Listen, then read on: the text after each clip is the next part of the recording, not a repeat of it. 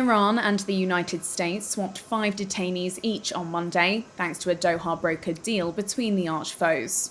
The move also saw $6 billion of Tehran's funds unfrozen. But how did this come to be? What does the deal look like? And what happens next?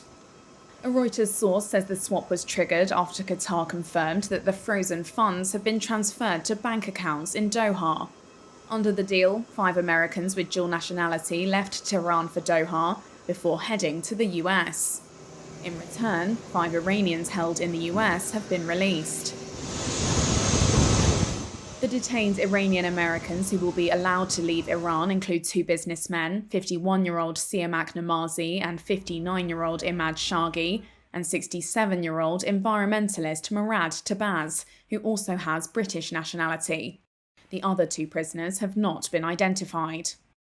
Iran's mission to the United Nations says the 5 Iranians to be released by the US are Mehrdad Moin Ansari, Reza Sarhangpour Kafrani, Amin Hassanzadeh, Kambiz Attar Kashani, and Kaveh Afrasiabi.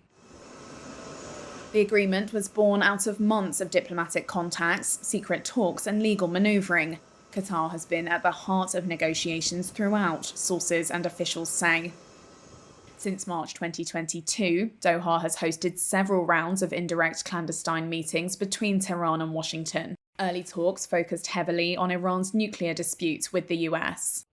But over time, shifted to detainees, as negotiators realised nuclear discussions would lead nowhere due to their complexity. In September, Washington waived sanctions to allow the transfer of Iran's funds to Qatari banks.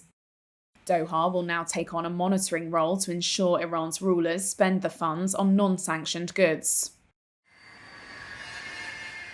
Iran's funds have been frozen in South Korea, normally one of Iran's largest oil customers, after US sanctions on the Islamic Republic were hardened in 2018. Today, I want to update the world on our efforts to prevent Iran from acquiring a nuclear weapon. The move came after then US President Donald Trump's decision to ditch Tehran's 2015 nuclear deal with 6 world powers. Hostility to the US has always been a rallying point for Iran's clerical establishment. That's despite it suffering political isolation and sanctions-related economic hardship since Washington severed ties shortly after the 1979 Islamic Revolution. Supreme Leader Ayatollah Ali Khamenei could likely tolerate some limited civility between Iran and the US amid growing public anger over severe economic challenges. But Iranian insiders say normalizing ties with Washington would likely be a step too far. Clerical leaders fear improved relations could weaken the legitimacy of the Islamic Republic and its influence in the region, as well as harming Khamenei's domestic authority. The transfer of Iran's funds has drawn Republican criticism that US President Joe Biden, a Democrat, is in effect paying ransom for US citizens. The White House has defended the deal. Whether it leads to future agreements regarding Iran's nuclear standoff with the US remains unclear.